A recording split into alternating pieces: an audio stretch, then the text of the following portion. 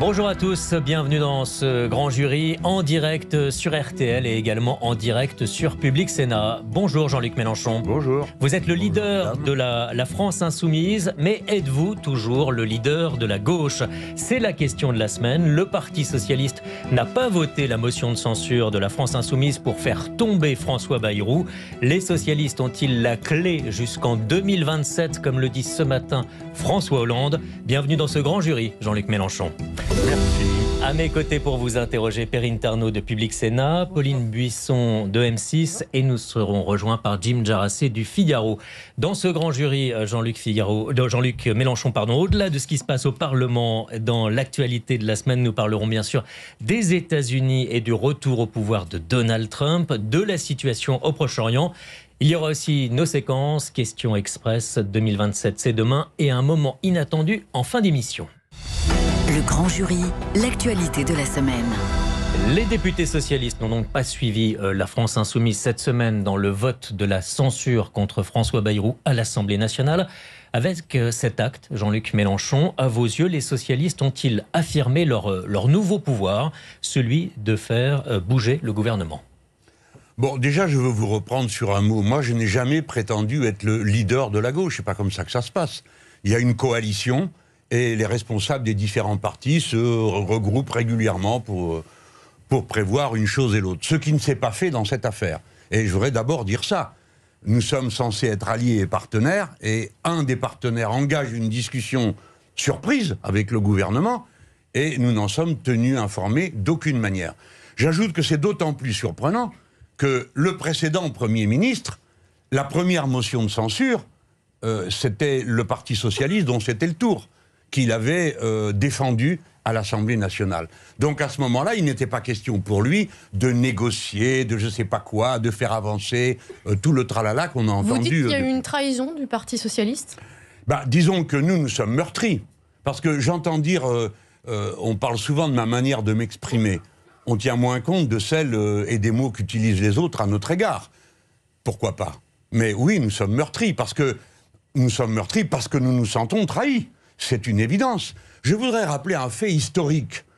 C'est le mouvement insoumis, et lui seul, qui, après une élection qu'il avait dominée de la tête et des épaules, celle de 2022 où nous avons fait le score que vous savez, et où le Parti socialiste avait fait 1,67. C'est nous qui avons proposé l'union. Et donc, la possibilité pour les Verts, pour les socialistes, d'avoir leur propre groupe. C'était sans précédent.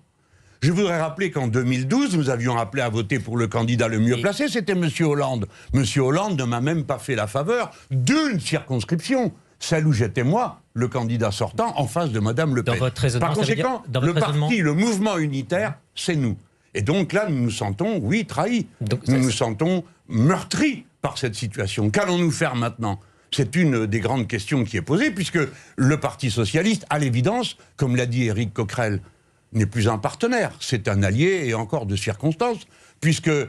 Glucksmann, par exemple, ne nous soutient jamais dans les élections intermédiaires. Donc vous dites que les socialistes, ce matin, ne font plus partie du nouveau Front populaire ? Alors, je sais que c'est la mode de dire « vous dites ». Non, madame, laissez-moi le choix de mes mots. Je viens de dire ce que j'ai à dire. Je dis, comme l'a dit avant moi Éric Coquerel et plusieurs autres dirigeants du mouvement insoumis, qu'à l'évidence, ils ne sont plus des partenaires. Puisque dans une motion de censure, c'est quand même fondamental. Vous savez que la censure, c'est ce qui distingue la majorité de l'opposition. Ce fait a l'air d'être considéré comme un détail, mais c'est une question de fond. C'est d'ailleurs pourquoi la vérité politique, madame, n'a pas éclaté cette fois-ci, puisqu'ils continuent à dire qu'ils sont dans l'opposition. Les socialistes, personne n'y comprend rien. Ils votent pas les censures, mais ils sont toujours dans l'opposition. C'est quand va arriver le vote du budget. S'ils votent le budget, et s'ils ne votent pas la censure du 49.3, on pourra dire ils ont rompu l'union. Est-ce que vous demandez par là même aux écologistes et aux communistes de ne pas poursuivre les discussions avec le gouvernement ? Puisque pour l'instant, ces deux forces politiques entendent poursuivre un certain dialogue avec François Bayrou. Nous ne demandons rien à personne. Nous exprimons notre point de vue et notre analyse. Nous avons décidé en créant le mouvement insoumis, que nous serions la gauche qui tient parole. Nous ne sommes pas les menteurs qui disent qu'ils vont aller lutter contre la finance pour après aller lui servir le repas de banquet. Voilà. Nous tiendrons parole. Non, mais nous pensons que les autres veulent tenir parole. Jean-Luc Mélenchon, l'évolution du Parti communiste, par exemple, c'est un détail qui vous aura peut-être échappé, mais qui a une grande importance. Il y a eu une voix en tout et pour tout dans le groupe GDR pour refuser de voter la censure comme nous. C'est inattendu. On s'attendait à tout autre chose, vous le savez, aussi bien que moi, je le vois à votre sourire malicieux. Deuxièmement, quant aux écologistes, il en va de même. On nous avait dit, c'est très partagé. Les écologistes ont une attitude et un vote. Dans leur vote, ils ont confirmé leur alliance du nouveau Front populaire. Par conséquent, à l'heure à laquelle nous parlons, il y a un parti qui s'en est retiré et qui s'est isolé, c'est le Parti socialiste. Ne croyez pas que nous allons passer l'éponge comme ça. Ce n'est pas possible. Jean-Luc Mélenchon, vous dites je ne demande rien, vous demandez quand même aux socialistes de revenir quelque part à la raison et de voter la censure au moment du budget. Mais quel titre ai-je pour demander quoi que ce soit à l'un ou à l'autre? Si, vous le dites. Ce que je sais, c'est que nous avons un accord électoral. Nous faisons élire des députés socialistes qui ensuite ne votent pas la censure. C'est un problème énorme pour nous. J'ai dit, un peu par facétie, et puis parce qu'il faut attirer l'attention, dans ma note de blog, je l'intitule « Dimanche, je redeviens audible ». Pourquoi ? Mais parce qu'il y a plein de gens qui croient que nous sommes d'accord avec ça, avec l'attitude du Parti socialiste. Et il y a une grande colère populaire. Ne croyez pas que ce qu'ils ont fait, d'autant que maintenant tout le monde sait que ce qu'ils ont fait ou rien, c'est pareil. Ils n'ont rien obtenu en réalité. Et ils font semblant. On va revenir sur ce qu'ils ont obtenu, mais sur l'analyse politique de ce qui s'est passé cette semaine. Dans une interview à la Tribune Dimanche que je citais tout à l'heure, François Hollande dit « Les socialistes ont la clé jusqu'en 2027. C'en est fini de la position irrespectueuse et arrogante de LFI au sein du nouveau Front populaire. » Est-ce que c'est faux, ce que dit François Hollande ? Alors, c'est du François Hollande signé. Cet homme est une machine à tromper. Il a trompé tout le monde en 2012, il trompe ses proches, il trompe tout le monde. Et là, d'abord, il commence par quelque chose qui ne se fait plus en politique. Je me permets de le lui rappeler, puisqu'ils viennent de le sortir d'un naphtaline très récemment. On ne compare plus un homme à une femme pour dévaloriser un homme. Alors ça, vous évoquez une autre déclaration. Ça méritait d'être dit. Pardon. Il parle de déclarations irrespectueuses. Dois-je considérer comme une forme de respect de dire que je suis Madame Irma? C'est double... Non, mais il faut quand même que ça soit dit. Admettez qu'on picote. Il faut surtout citer François Hollande, qui estime que vous êtes effectivement comme Madame Irma, alors, que vous annoncez un certain nombre de choses. Vous avez lu 8 phrases. Réalise pas. Sur quoi porte la question? La question, c'est est-ce que l'analyse politique que fait François Hollande de la situation, c'est-à-dire que le Parti socialiste est aujourd'hui charnière dans la vie politique et peut décider effectivement ou pas de la survie politique de François Bayrou, et peut donc, par conséquence, obtenir des choses du gouvernement? Je ne le crois pas. Je pense qu'il dit ce qu'il aimerait. D'abord, nous découvrons, premièrement, qu'il y a eu une double négociation. Le PS négocié et Hollande par téléphone. On apprend tout ça dans la Tribune. Alors, peut-être que la Tribune raconte des histoires qu'ils ont inventées, mais connaissant Bruno Jeudi, ça m'étonnerait. Bon. Donc, ils ont dit des choses... Il y a donc bien eu une double négociation. Deuxièmement, le vote du groupe socialiste, c'est 36 voix pour ne pas voter la censure, 30 pour voter la censure. Il y a 8 personnes qui ont voté, 8 députés socialistes qui ont voté. Ça veut donc dire que le rapport de force est vraiment... Oui, il y en a 8 qui ont voté la censure. Est extrêmement faible entre les deux. La censure, donc, il n'est pas vrai que le Parti socialiste aujourd'hui soit... Écoutez, laissez-moi vous répondre.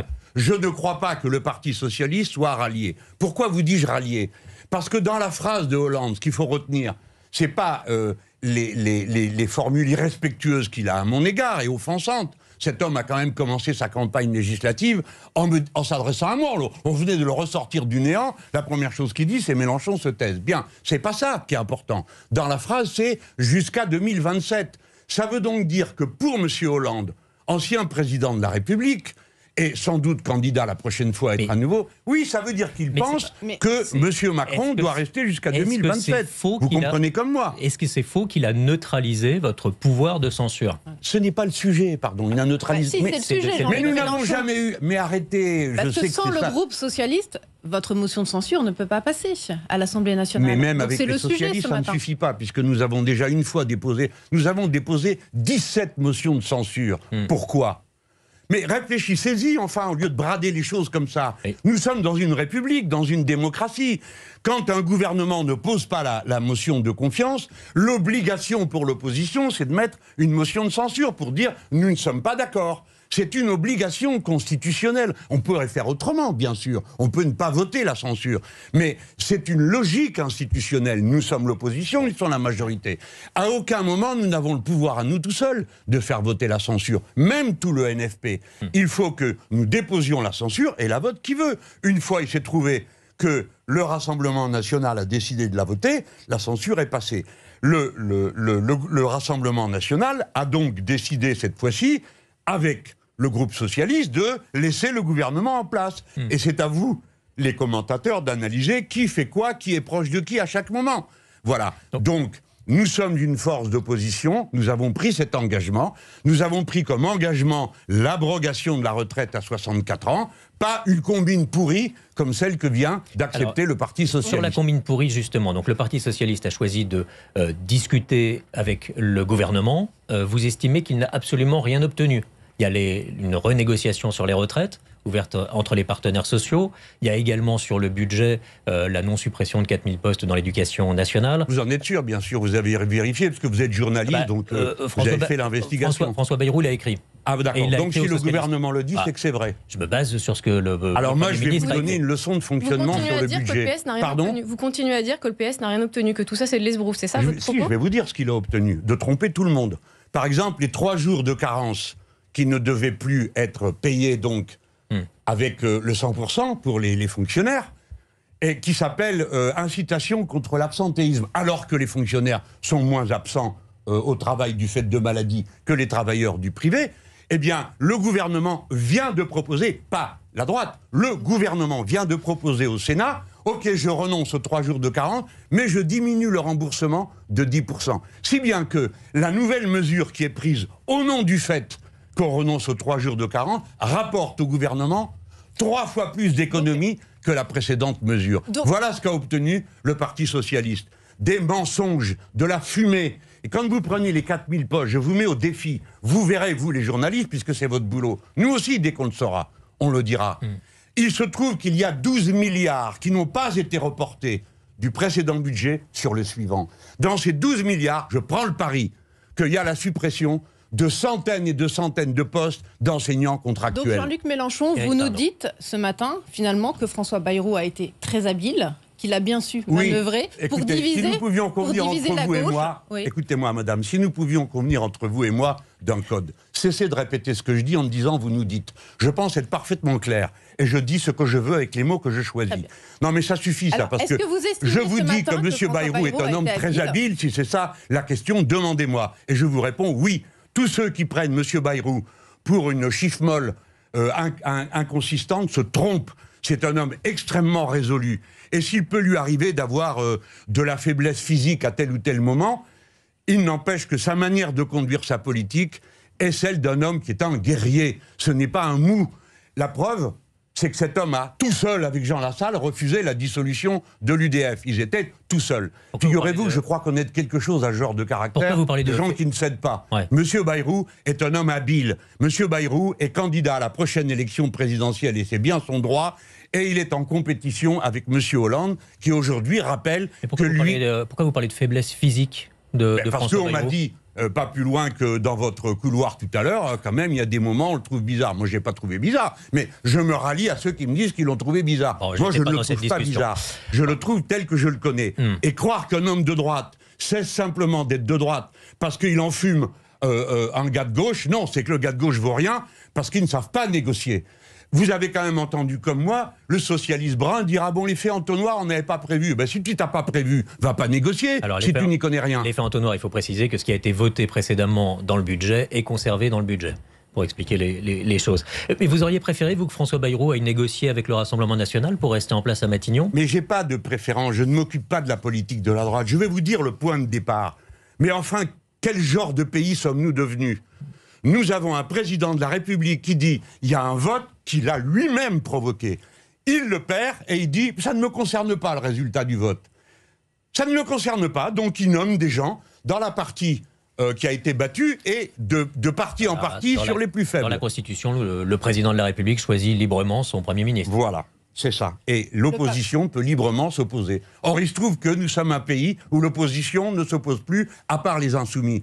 Je vais vous dire, les Coréens du Sud, Eux nous ont fait une démonstration. Leur président prétendait... Il a voulu prendre les pleins pouvoirs. Leur président de la République, c'est pas tout à fait la même situation. Les pleins pouvoirs existent aussi dans la Constitution de la Ve République. C'est l'article 16. Oui, mais donc, je le note. L'article 16. Ok.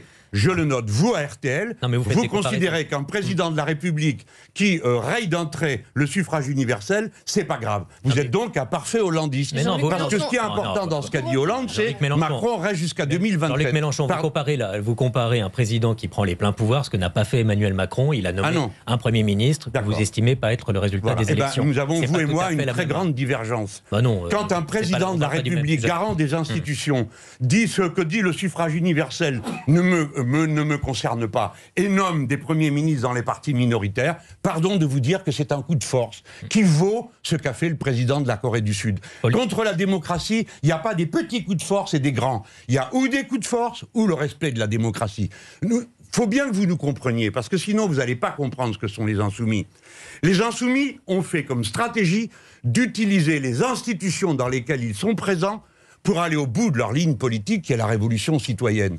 Nous n'avons jamais dit que nous y arriverions autrement que par les urnes. Et par conséquent, quand nous gagnons une élection, si on nous dit, même si vous gagnez une élection, ça ne sert à rien, vous adressez un drôle de message au pays. On reviendra sur votre idée de révolution citoyenne un peu plus tard. Pauline Buisson. Sur la question des retraites, Jean-Luc Mélenchon, on y revient, on l'a dit, il y aura donc un conclave avec les partenaires sociaux. Que ferez-vous s'il y a un accord fin mai? Est-ce que vous dénoncerez cet accord, y compris s'il y a des avancées sur les carrières longues? Qu'est-ce que vous ferez? Écoutez, je vais vous répondre très clairement. S'il sort de ce, comment dites-vous, conclave, d'habitude on élit des papes au conclave, mais là, ce sera, s'il sort de ce conclave, l'abrogation de la retraite à 64 ans, nous voterons, j'en suis certain, tous, et s'il n'y a pas d'abrogation de la réforme? Eh bien, nous voterons contre. Car voyez-vous, madame, quelles que soient les avancées. Mais écoutez... Allez-y, bon, je vous en prie, allez-y, continuez à dérouler. Donc les syndicats, Jean-Luc Mélenchon... Non, c'est elle qui parlait, pas vous. Quelles que soient les avancées, vous voterez contre. Voilà. Donc, vous partez de l'idée que ça sera forcément des avancées. Alors, je vous pose la question d'une situation qui peut se produire. D'accord, mais si vous me demandez si le Père Noël remplit mes souliers, est-ce que je jette tout à la poubelle? Non, je prendrai ce qu'il y a dans les souliers. Mais là, on ne parle pas de ça, on parle de politique, de choses sérieuses qui concernent la vie de la nation, la manière avec laquelle on se positionne. Nous avons été mandatés pour abroger la retraite à 64 ans. Point. Et c'est ça que nous tiendrons. Maintenant, que va-t-il se passer? On a réuni un conclave dans lequel le MEDEF a un pouvoir de veto. Il suffit de dire non. Deuxièmement, où certains sont convoqués et pas d'autres. Par exemple, l'UNSA est là, qui n'est pas dans les 5 organisations représentatives, mais Solidaire n'y est pas. La FSU non plus, alors que la FSU est aussi un grand syndicat de la fonction publique. Il s'agit des enseignants. Il y a deux, non mais laissez-moi, la liste vaut la peine. Il y a 2 organisations syndicales paysannes qui n'y sont pas. La coordination et la Confédération paysanne. Pourquoi ? Donc c'est un arrangement baroque, a dit la secrétaire générale de la CGT. Donc ça commence déjà que la liste des invités est faite suspect. Deuxièmement, ben oui, puisqu'il y en a qui ne sont pas là, on ne sait pas pourquoi. Et deuxièmement, vous m'annoncez quoi? Qu'ils vont peut-être se mettre d'accord. Vous n'avez pas tout écouté.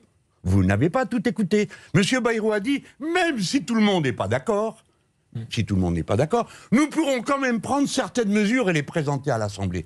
Donc cet homme, ce qu'il est en train de préparer, c'est de ficher la pagaille entre les syndicats en prenant ce que l'un a dit, en refusant ce que l'autre a dit. Il va amener tout ça. Pourquoi? Quel est son but? Le but de M. Bayrou, homme habile et malin, c'est de diviser ses adversaires politiques et ses adversaires syndicalistes. Parce qu'à la première réunion, déjà des syndicalistes ont dit « mais on est là » et on a constaté quoi? Nos désaccords. Voilà la réalité. Donc ça ne sert à rien de dire « et si vous obtenez la 8e semaine de congé payé, est-ce que vous votez contre ?» Ça n'a pas de sens. Les questions qui se posent à nous sont des questions qui sont d'ores et déjà sur la table. Donc parlons de ça. Jean-Luc Mélenchon, le patron du PS, Olivier Faure, il met lui en avant un sondage qui relève que 74% des électeurs de gauche lui donnent raison de rouvrir le débat sur les retraites, les négociations, dont 67% des électeurs de LFI. Les Français, et notamment les électeurs de gauche, veulent ces discussions. Pourquoi pas vous? Alors, je crois que vous ne nous avez pas bien compris, alors ça va m'obliger à me répéter. Nous sommes tous d'accord pour réouvrir la discussion sur les retraites. C'est une nouveauté. Nous sommes d'accord pour réouvrir. Nous sommes d'accord pour que ce soit négocié. l'abandon de la retraite à 64 ans. Nous sommes tous d'accord pour rediscuter de ça. Et je vais vous dire une chose, si ce gouvernement était bien disposé, alors expliquez-moi, vous qui avez l'air d'avoir le don de double vue, expliquez-moi pourquoi quand nous avons déposé un projet dans notre niche, c'est-à-dire le moment où c'est nous qui fixons l'ordre du jour, de retraite, d'abrogation de la retraite à 64 ans, le gouvernement et l'actuel, les groupes qui soutiennent M. Bayrou, ont tout bloqué toute la journée. C'est donc bien qu'ils n'en veulent pas. Inutile de tourner autour du pot. Ils n'en veulent pas. Par conséquent, ce n'est une rouverture bidon.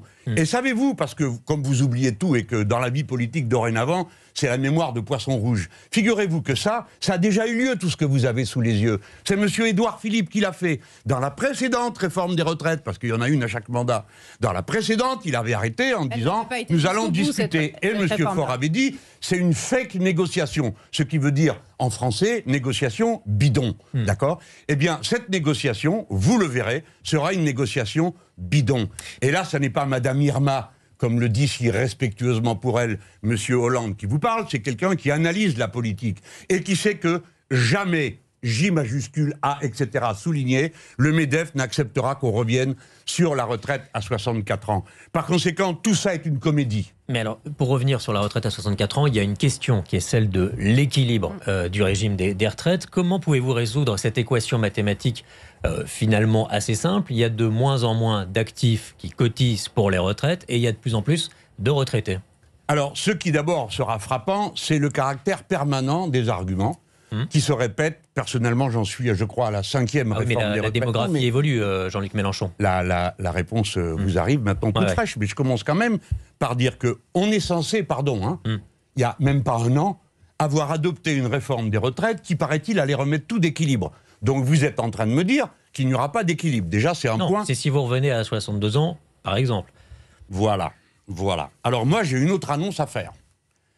Quoi qu'il arrive, même s'il y a un déficit des retraites, en 2030, la caisse de la sécurité sociale sera d'équilibre.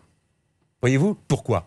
Parce que quand on a créé la sécurité sociale, c'était une seule caisse. Bien sûr, on gérait séparément chaque régime.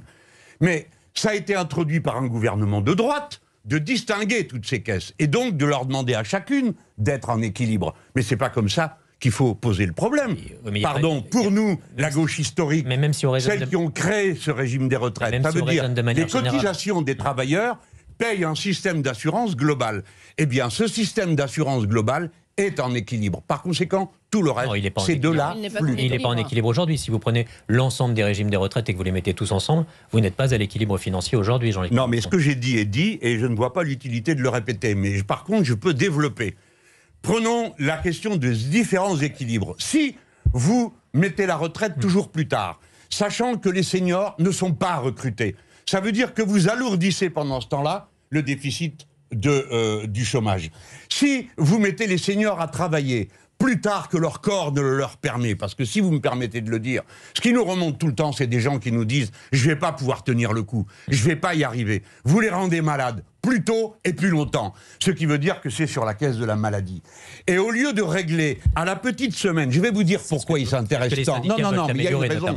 Pourquoi les retraites ? On a sorti ce déficit-là parce que c'est 300 milliards. Et vous avez tout le capital qui bave d'envie d'avoir cet argent pour le placer en capitalisation. Moi, je redresserais les comptes globaux, si c'était à moi qu'on demandait comment faire, en baissant les dépenses maladie, pas en privant les gens de remboursement, mais en demandant à ceux qui mettent trop de sel, trop de sucre dans la nourriture, d'en mettre moins pour lutter contre le diabète, pour lutter contre l'obésité. Je commencerai par demander qui est responsable d'avoir mis des produits cancérigènes dans l'eau potable que nous avons dans ce pays, et je les taxerai pour qu'ils remboursent la différence. Voilà ce qu'il faut faire. Ça, c'est la gestion à partir des besoins, à partir de l'humanité. Là, vous me brassez des chiffres comme si ce n'était pas des êtres humains dont on parlait pour finir à la sortie. Le grand jury, question express. Alors Jean-Luc Mélenchon, question express, c'est une série de questions et de réponses par oui ou par non, pour ou contre.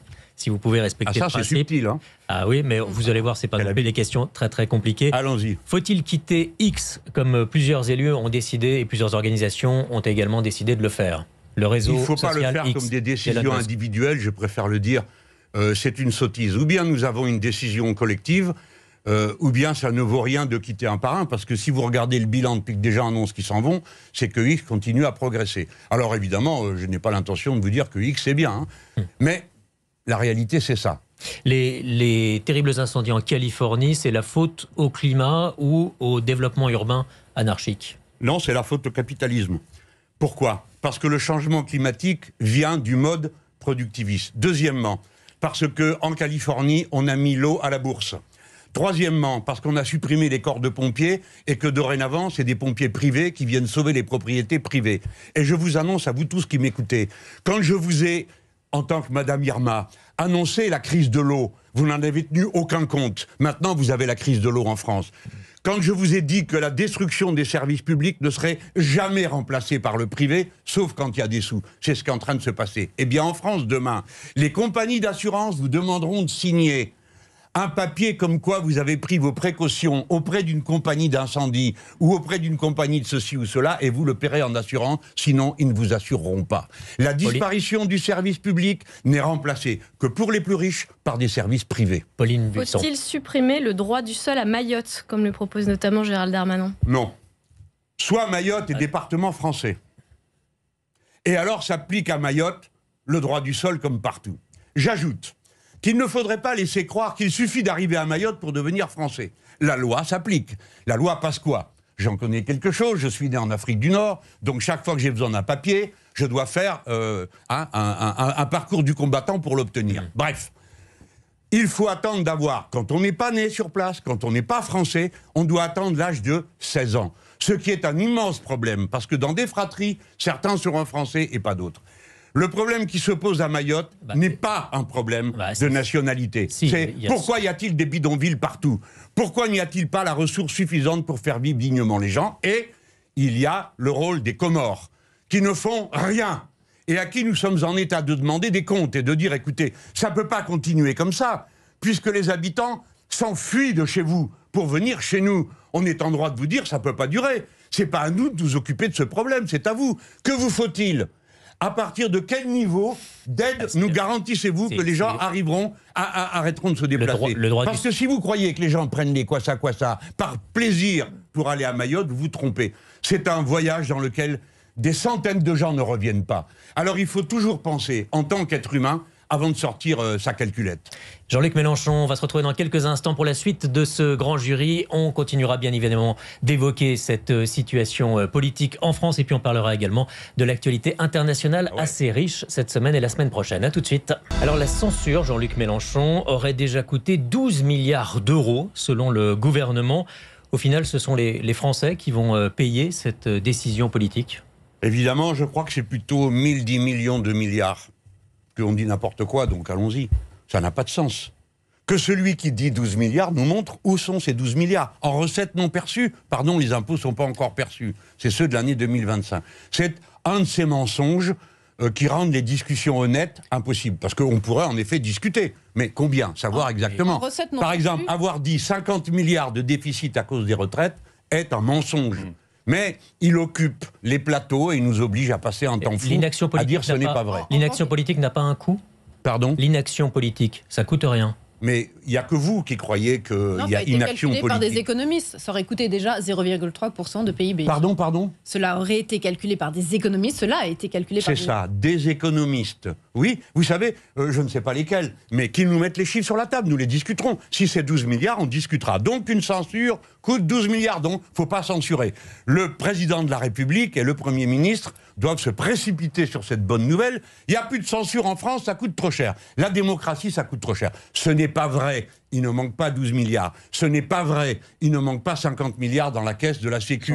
Et celui qui le dit est un économiste qui travaille avec M. Bayrou et qui, fort de son statut d'économiste, se dit « ils vont l'avaler tout rond ». Mais il y a de nombreux journalistes qui ont déjà démasqué ce mensonge. Pas seulement Jean-Luc Mélenchon. Il y a des chiffres qui sont bien réels. 3300 milliards de dettes, 6% de déficit, ça, tout le monde le dit, c'est vérifié. Oui. Comment vous luttez contre ça, contre ce déficit qui gangrène la France? Où sont vos économies dans le budget qui va être examiné à l'Assemblée? Merci, excellente question. Eh bien, on attend votre réponse. Mais oui, c'est une excellente question. Parce que d'abord, commençons par dire 3300 milliards, c'est pas nous qui les avons faits. Non mais, vous m'en donnez acte. Qui a fait cette dette? Monsieur Bayrou a fait la liste. Tous les gouvernements successifs. Oui, il avait depuis juste 40 oublié. ans. Oui, mais moi je fais attention à tout et je connais mon histoire. Il a commencé avec François Mitterrand. Ça commence mal. Parce que dans les découvertes qu'il peut y avoir, il y a le prix de la nationalisation, puisqu'on a indemnisé. Donc il est clair que ça a coûté plus de sous que prévu, d'autant que le Conseil constitutionnel avait cassé la décision, et d'une. Et de deux, il a... non, mais attendez, quand on fait les comptes, il faut être sérieux. D'accord. Monsieur Giscard d'Estaing, qu'il a oublié de citer... Il a oublié, mais ça va, vous inquiétez pas, ça va venir. Monsieur Giscard d'Estaing a fait l'emprunt le plus calamiteux de l'histoire de France en le gageant sur l'or et il a coûté 3 fois ce qu'il a rapporté. Maintenant, j'en viens à maintenant. Vous me posez une question? Mais monsieur, vous en avez déjà la réponse. Mes camarades à l'Assemblée nationale ont déposé une série d'amendements qui ont été victorieux. Et ces amendements, qui taxaient les super-profits, 147 personnes à 2% sur les très hauts patrimoines, etc., tout ça permettait de ramener le déficit à moins de 3%. Ne venez pas nous dire que nous ne savons pas. Alors je vous réponds, comment ferons-nous pour réduire le déficit? D'abord, je commence par dire une chose à tous les Français. Cette dette est impayable.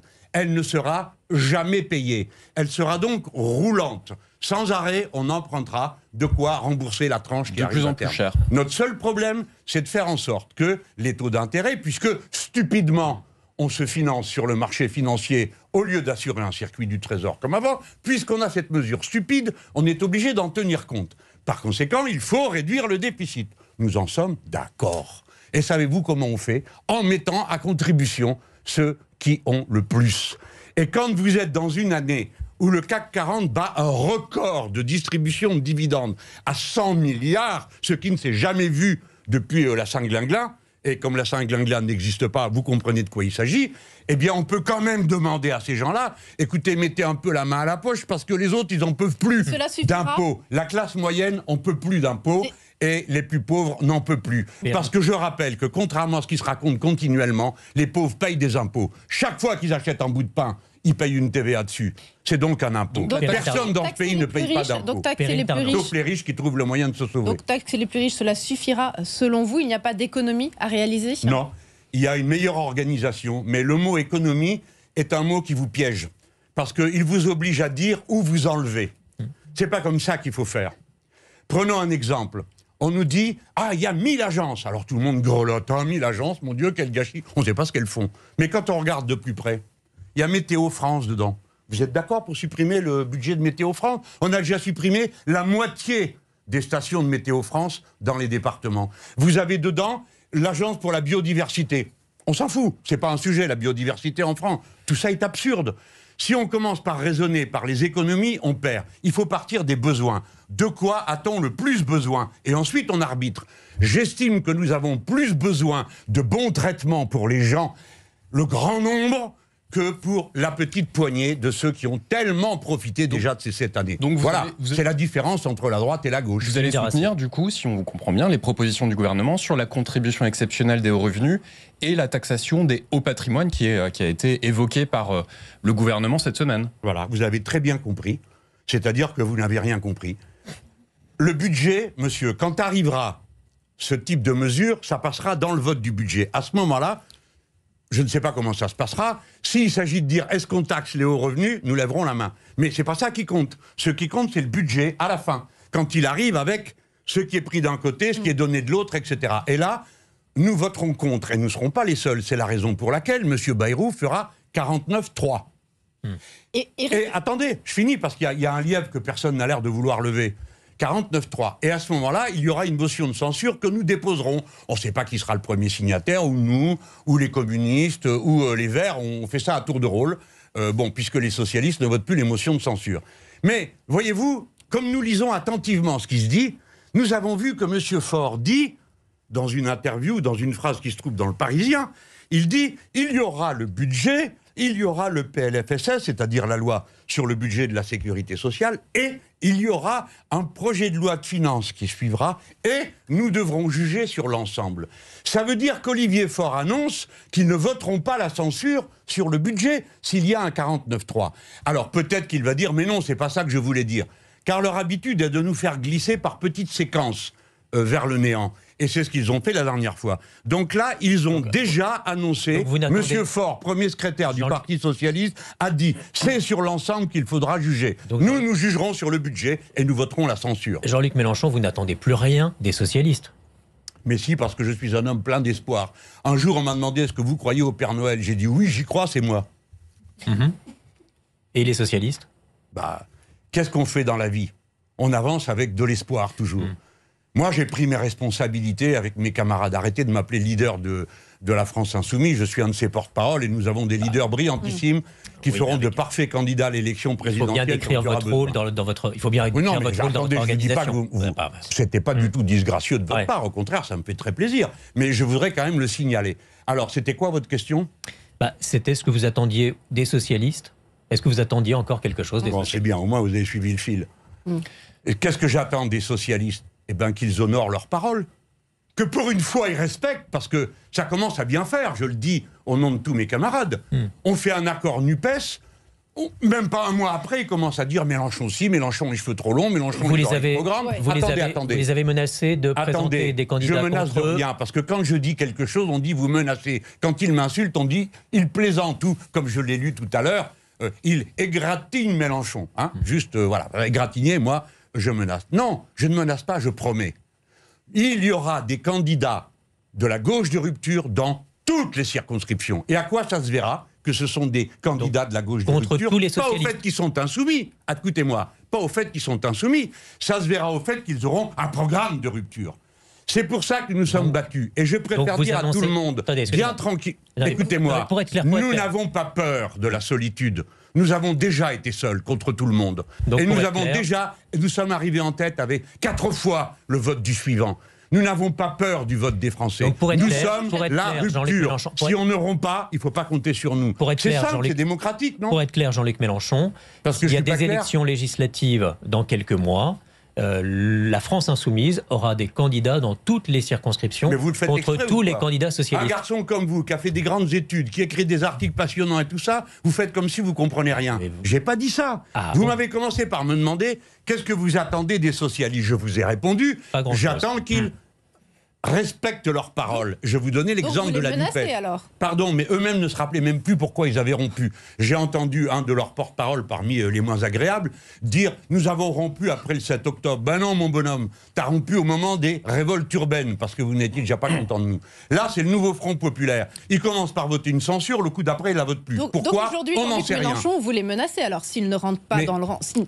Madame, c'est pas une menace. S'ils ne reviennent pas vers vous, politique, vous faites du journalisme. Entre vous, vous vous engueulez dans vos rédactions et vous vous menacez, mais pas en politique. En politique, ça s'appelle une démocratie, la France. Il y a des candidats, voilà. Donc je vous dis, nous avons construit, au prix d'un effort gigantesque et unique en Europe, une gauche radicale de rupture. Cette gauche a permis, elle, cette gauche-là, que nous ne nous effondrions pas, comme c'est le cas en Italie, et que nous ne soyons pas réduits au score des 3 autres dans la dernière élection présidentielle.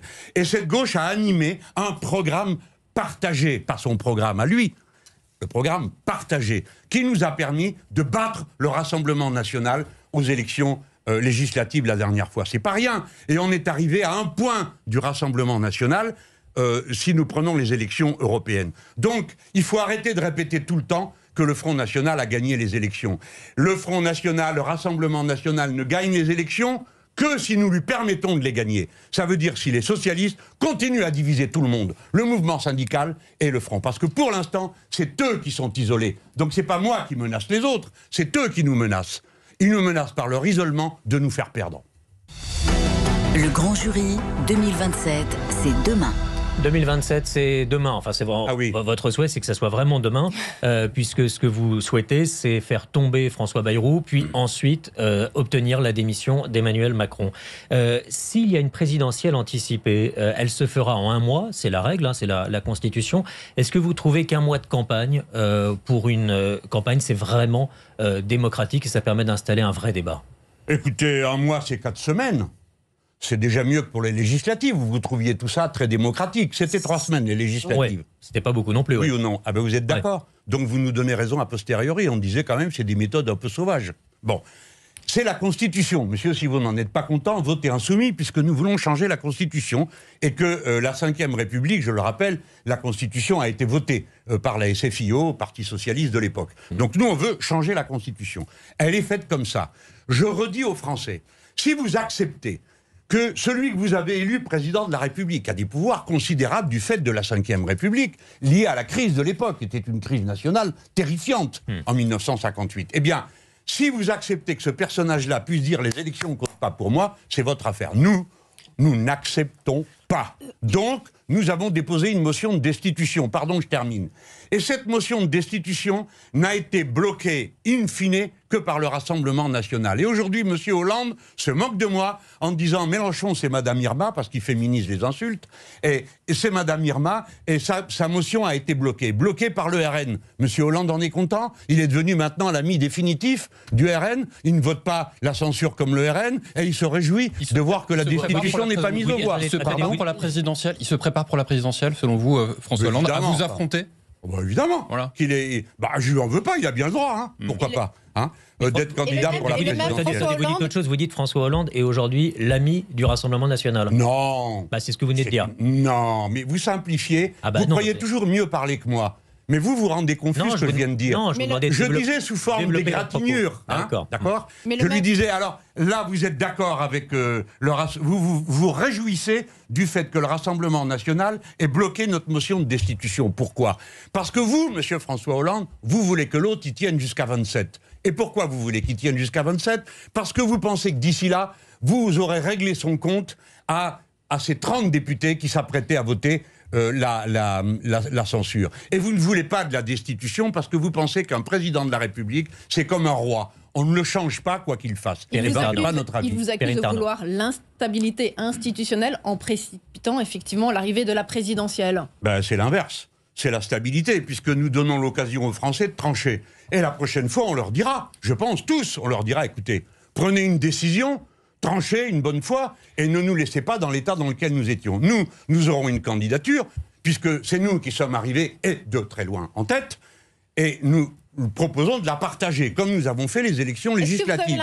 Faisons un accord législatif, faisons un accord programmatique, et nous pensons que nous n'accepterons pas que recommence la comédie que nous a infligée M. Faure pendant 5 jours sur les 12, où, après avoir dit « pas Mélenchon », on n'a pas demandé pourquoi, et on ne le saura jamais, il a dit « moi ».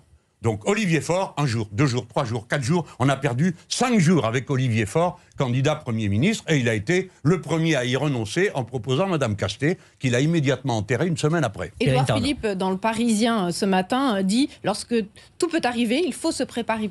Il faut se préparer à tout. » Vous avez l'impression donc d'arriver à précipiter le calendrier. Évidemment. Quand vous entendez Édouard Philippe. Mais monsieur Édouard Philippe est un homme plein d'habileté. Et lui aussi, c'est un combattant, c'est pas un perdreau de l'année. Vous voulez dire qu'il pousse à la démission Emmanuel Macron comme vous? À ce moment, vous êtes tous en train de l'enterrer, vous n'avez même pas parlé de Macron, ça n'a pas l'air de vous intéresser. Je vous signale que nous avons toujours une motion de destitution qui est sur la table. Elle a été bloquée à la conférence des présidents, mais elle a été adoptée par la commission et elle a été adoptée par le bureau. Par conséquent, on la représente quand on veut. D'accord? Alors, M. Macron est toujours assis sur un chaise éjectable. Vous savez, comme moi, tournons pas autour du pot, que si la censure de M. Bayrou est votée, évidemment que, quoi qu'en pense le président de la République, il ne sera plus en état, puisqu'il ne pourra rien décider. Et donc, il ne lui restera que la démission. C'est nous qui raccourcissons. Parce que, madame, si je vous suis, ou bien on accepte tout, et alors là, il n'y a pas d'instabilité. Très bien, mais c'est plus une démocratie, on est dans autre chose. Jean-Luc Mélenchon, vous parlez d'Emmanuel Macron, mais aujourd'hui, vous êtes davantage rejeté que lui, qui est pourtant au pouvoir. Vous n'avez jamais atteint des scores aussi bas. L'enjeu pour vous, ça va être le second tour. Alors, premièrement, je vous signale une différence qui me paraît importante à souligner pour ceux qui nous regardent. Je ne suis pas le président de la République. Donc, le score de M. Macron est celui qui est intéressant. C'est la première fois qu'on a un président de la République soutenu par 18% des gens sondés. Et je ne vous ferai pas l'offense, madame, de vous rappeler le succès brillant de vos sondeurs dans l'élection législative, puisque 27 fois sur 27, ils se sont trompés en annonçant la victoire du Rassemblement national. Aujourd'hui, vous êtes toujours la personnalité la plus rejetée des Français. Eh bien, je vous crois. C'est la raison pour laquelle nous aurons une discussion sérieuse sur l'investiture pour la prochaine élection présidentielle. Mais pas à cause de ça. Ça ne sera pas forcément vous, c'est ce que vous dites, hein. Mais ma pauvre dame, je vous l'ai déjà dit sur tous les tons. J'ai dit que je voulais être remplacé. Alors la question est de savoir si on peut ou pas, mais elle se pose à moi comme à tout le monde. Parce que si vous croyez que c'est une joie d'être candidat permanent à l'élection présidentielle, c'est que vous ne menez pas la vie que je mène.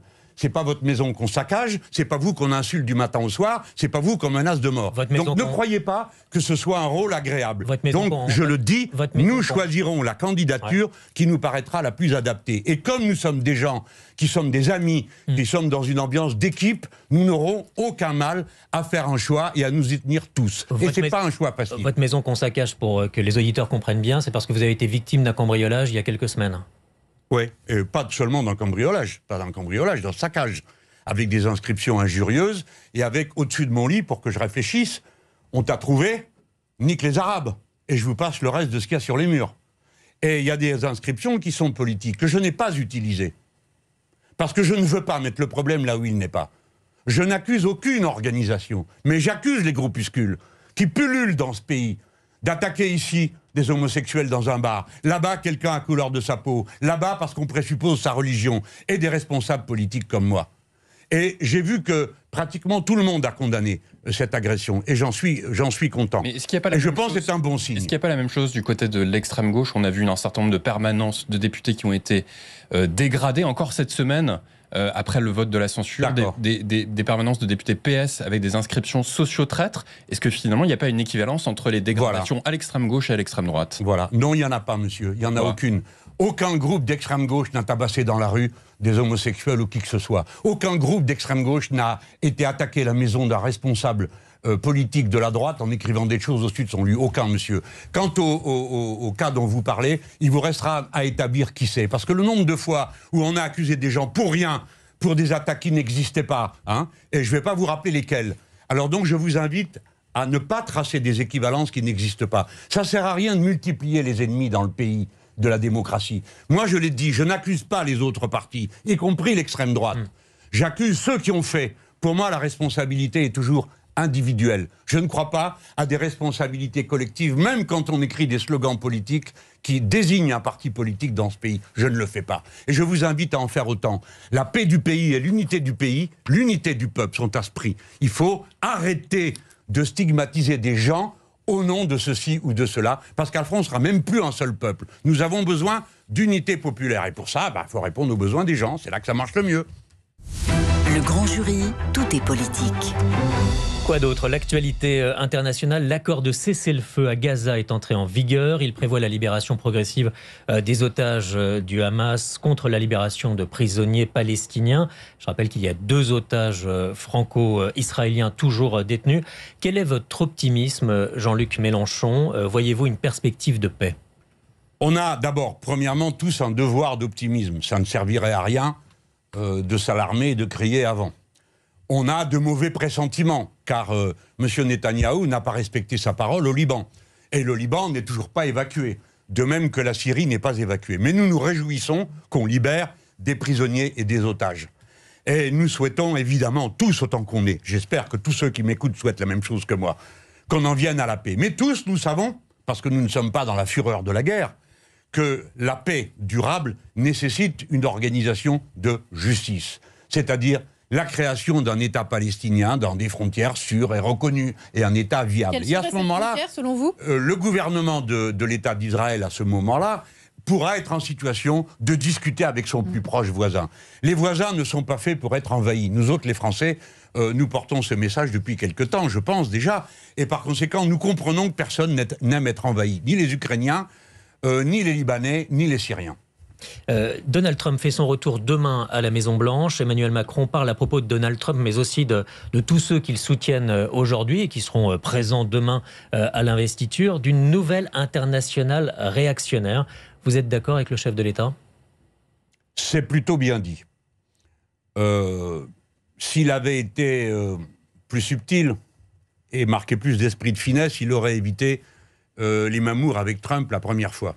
Car il n'y avait pas besoin d'être un aigle pour comprendre ce qu'est M. Trump politiquement. Mais là, en effet, il y a une internationale réactionnaire, et permettez-moi de vous dire qu'elle frappe fort.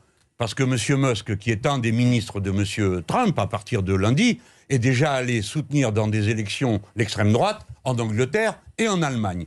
Et aujourd'hui, M. Trump va agir sur tous les fronts où les États-Unis d'Amérique sont engagés, de manière à dégager sa puissance militaire de ces endroits et la concentrer en Asie, dans la zone Asie-Pacifique. Car aujourd'hui, M. Trump a pour cible numéro 1 la Chine. Mais évidemment, il a déjà pris pour cible le Danemark, qui est européen, et la communauté européenne regarde ses souliers, parce que le maître a parlé, donc on ne dit rien. Il veut prendre le Groenland. Pourquoi? Parce que le climat ayant changé, les routes du Nord font passer le commerce mondial par le haut plutôt que par Panama. Pour être bien sûr, il veut s'assurer et du Nord, le Groenland, donc vous le prenez et de Panama. Sur toutes ces menaces-là, vous le prenez au sérieux, Donald Trump? Très au sérieux. Vous devez prendre écoutez-moi, prenez très au sérieux cet homme. L'habitude vient d'être lancée par M. Netanyahou, qu'on peut envahir ses voisins sans que la communauté internationale... Vladimir Poutine aussi, mais... Pardon? Vladimir Poutine aussi... Mais je n'en disconviens pas, cher monsieur. Figurez-vous que moi, j'ai pas attendu 2 jours, 2 heures après l'invasion, j'ai condamné. Et je sais très bien quelle est la part des États-Unis dans l'invasion. Mais envahir égale la condamnation par tout le monde. Les frontières ne doivent pas être franchies. Nous, les Français, elles ont été franchies 4 fois contre nous. Donc on sait de quoi je parle. Merci pour ce grand jury. Je vous donne un rendez-vous. Le débat, la confrontation continue demain sur RTL, puisqu'à 7h40. Merci.